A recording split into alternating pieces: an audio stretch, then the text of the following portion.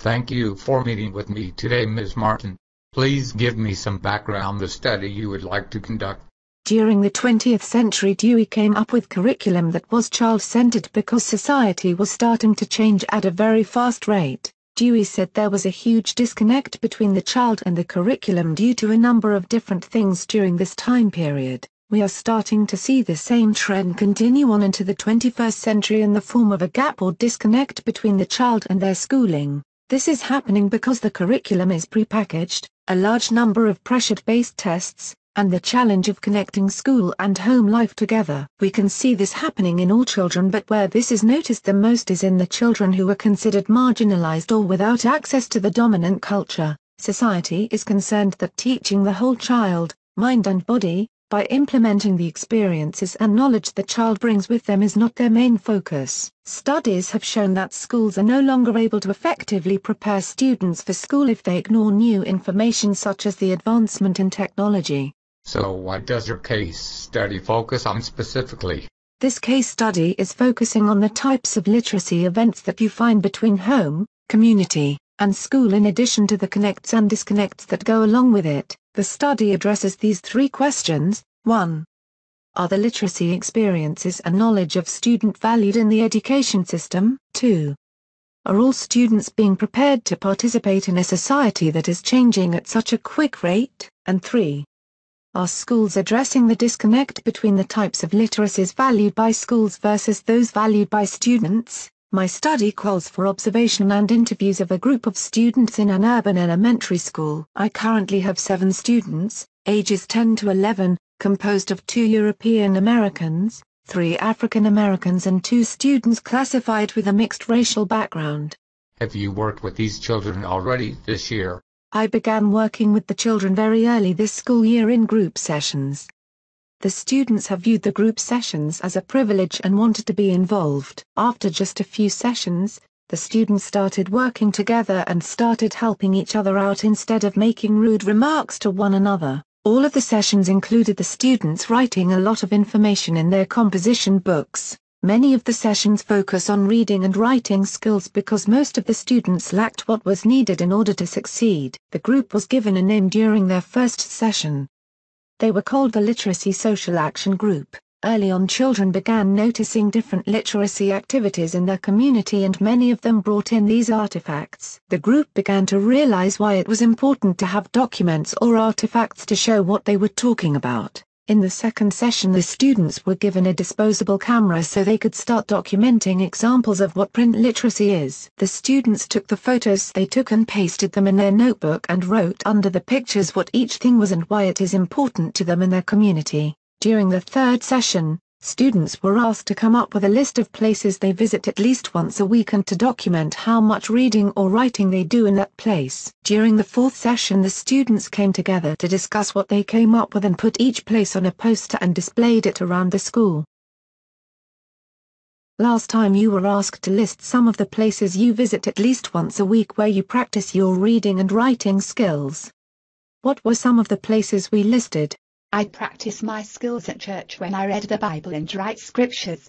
I also practice my skills when I sing in the choir at church. How about you, Jenny?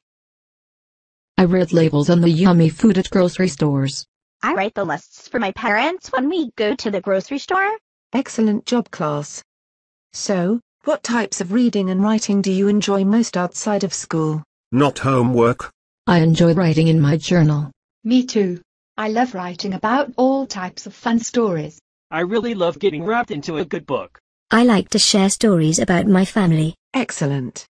So what do your parents do to use their literacy skills? My parents read the newspaper every day and also read long chapter books. Mine too. So do mine. Very good. Does any of the technology that you or your parents use at home involve reading and writing? My parents don't let me use the computer, but I read the TV guide to find out what time my favorite show is on. I read the covers and guides for my games. I watch my parents read emails. I read them too, but find them confusing and boring. I play typing games, but my parents don't let me on the internet. Good. Do you ever read and act out stories to entertain your younger brother or sister? I like to play school with my siblings because it's really fun. I teach them how to write numbers and letters. Me too. I also love to get on our bed and act out stories I read to my little brother. I write grocery lists like my mom. I would buy lots of candy. I act like the GPS whenever I'm driving with my dad. Do you think reading and writing outside of school are the same or different as when you're in school? I think it's different. My dad says when I'm home from school it's not important for me to keep practicing school stuff. Yay! I play video games when I get home. I practice reading and writing every day, so I say it is the same. Me too. I love reading. Think back to when you first learned how to read and write. What were your feelings when you learned these skills? It was hard when I first learned how to read and write. Damon and I were in the same class, but it seemed like he was always ahead of me. Yay! Because video games teach you a lot. I don't want to talk about this. Can we go to free time now? Not just yet, Gabriella. Looking at the different types of programs these kids are in makes big differences in their ability to write. Crystal was in a gift program at the school, which meant she had very high test scores and was receiving excellent grades in math, science, and language arts. Her writing skills exceeded many of the other kids in the program. When asking this student what she liked to read in school, she was able to give a brief description of her favorite books. The other students who were not in the gifted program said they liked different textbooks, worksheets, silent reading, and the calendar. One of the students really loved small group times because they would read aloud and discuss what is being read. The students who were not a part of the gifted program would just copy what was written on the board, while the kids in the gifted program would expand on their thoughts. The gifted students would make plots, graphs, written discussions and stories. What does research say about the gifted program?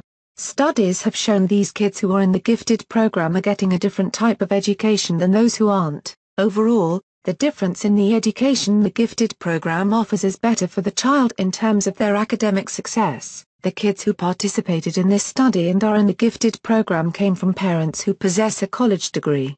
So what conclusions have you made about your research? After the 11 weeks ended, the conclusion of the study showed that kids are experiencing disconnect between home and school literacy practices. So the question is, has curriculum really adapted to the changing of society? The study showed that many of the students liked to read when it was by choice.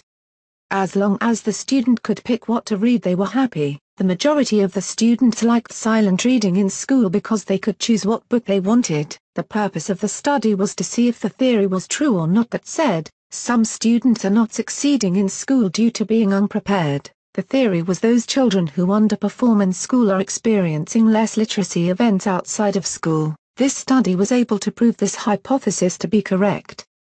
The children in this study were practicing literacy skills at home with their family.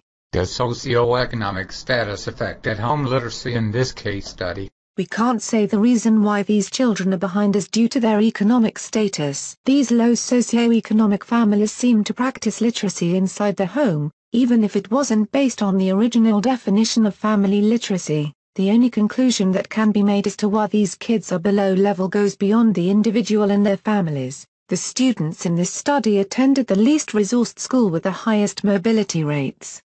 This has proven to have done a huge disservice to the students at this school. The district that this school lies in allows very little freedom to the students and teachers.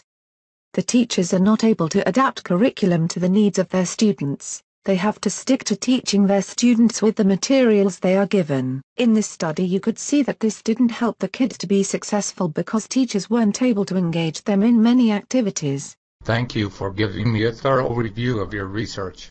Do you have any final thoughts? My final thought on this case study is that schools and educators must acknowledge the values and literacy practices children are displaying in the classroom. They need to use this to help form curriculum in order to move towards academic success for all students. Thank you for watching.